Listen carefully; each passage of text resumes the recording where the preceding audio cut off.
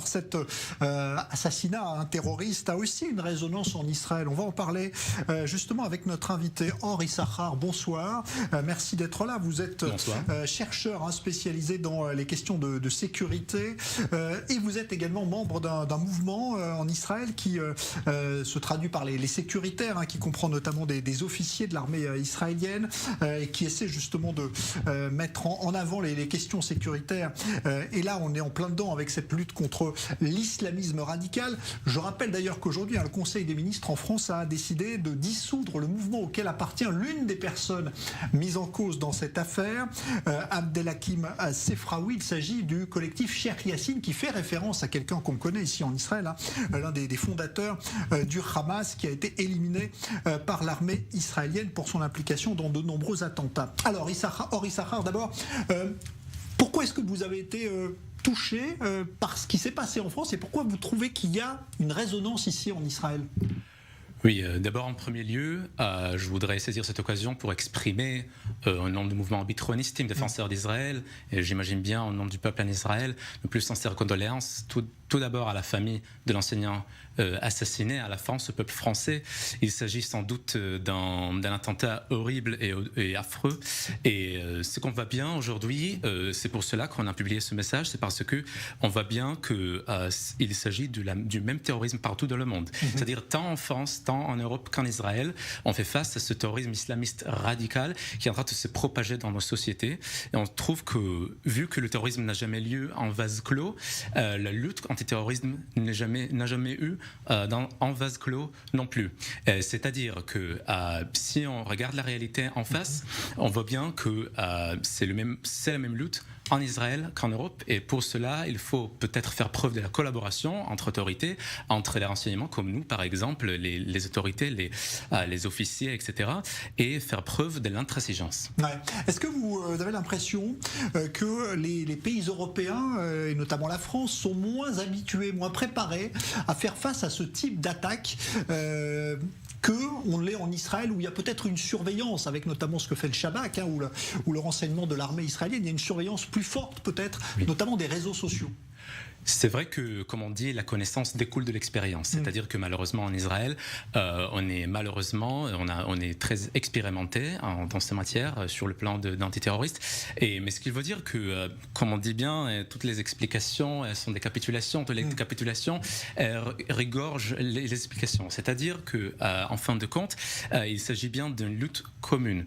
C'est vrai qu'en Israël, par exemple, on est plus habitué à ce genre de lutte. Ce qui est intéressant de voir ce conflit auquel font face à peu près tous les pays démocratiques. C'est-à-dire, si vous voulez, il y a un double phénomène.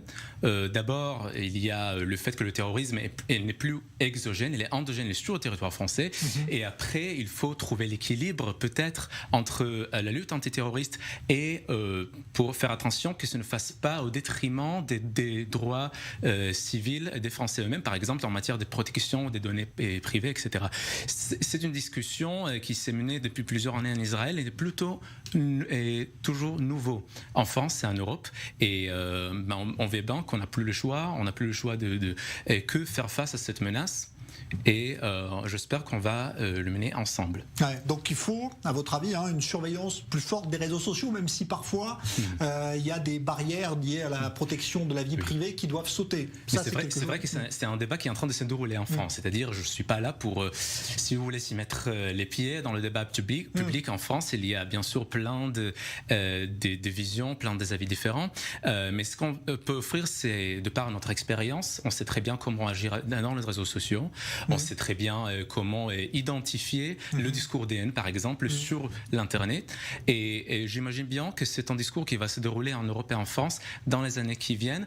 On voit bien que dans les semaines, dans les mois qui viennent, j'imagine bien que cette hypothèse que la politique qui mène le président Macron va, s'adoucir face à cette menace. C'est vrai qu'il y a plein de différentes visions, plein de différentes opinions en France. C'est un débat public qui est toujours en train d'être mené. Ouais. Pour ce qui est justement de l'islam radical, parce que là on voit bien que ce crime a été mené au nom de cela, hein, parce qu'il y a en réaction à des caricatures du prophète Mahomet. En Israël aussi, il y a eu de nombreuses attaques menées par des Palestiniens qui ont été inspirés par la religion et par un islam radical. Ça aussi, c'est quelque chose que vous savez analyser ? Vous savez que, comme je le vois, il s'agit du même terrorisme partout. C'est-à-dire que même, par exemple, le terrorisme prend place et dans des circonstances uniques, il cible les mêmes valeurs. Et ce sont des valeurs partagées par nous tous. C'est-à-dire qu'aujourd'hui, c'est la liberté d'expression et demain, c'est la laïcité en France, etc. Nous croyons que, voilà, il ne faut pas mâcher les mots, il faut regarder la réalité en face, il faut appeler un chat un chat. Ça, c'est un débat qui est en train de se dérouler en Europe. Et je pense que la grande question, est-ce que cet attentat marque le tournant de la politique européenne qui est plutôt laxiste, la politique française qui est plutôt peut-être réaliste, notamment depuis 2015, et puis voir comment tout cela commence peut-être à se ressembler encore et encore à ce qui se passe aujourd'hui ici en Israël. Ouais. On a vu que le conflit israélo-palestinien était aussi souvent importé en Europe pour justifier des attaques. C'est le cas, puisqu'on voit que l'un des membres faisait partie de ce collectif, Cheikh Yassine. Ça aussi, c'est quelque chose que vous arrivez à faire comprendre aux Européens. Ce qui est intéressant, c'est que contrairement à ce qui était passé dans le passé, ce qui était fait dans le passé, on n'essaie plus ou encore moins en moins de trouver la faute dans les batailles, dans des pays lointains, vous savez, ou encore moins dans la politique israélienne envers ses voisins. C'est-à-dire qu'aujourd'hui, on comprend très bien, surtout en France et partout en Europe, qu'on lutte contre les mêmes terroristes, la même idéologie qui veut s'imposer contre nos valeurs partagées par nous tous. Et puis, on voit bien que depuis 2010, il y avait presque 800 morts à cause du terrorisme en Europe, et malheureusement ça ne va pas s'arrêter, sauf si on mène des mesures décisives, et pour cela nous offrons bien sûr notre expérience et notre point de vue sur lesquels on ne doit pas forcément se mettre d'accord sur tout, mais d'après ce que nous le voyons, la collaboration est certainement le bienvenu. Merci beaucoup Henri Sahar. Je rappelle que vous êtes chercheur et membre des Bitronistes, les sécuritaires. Au moment où Emmanuel Macron prend la parole justement à la Sorbonne pour cet hommage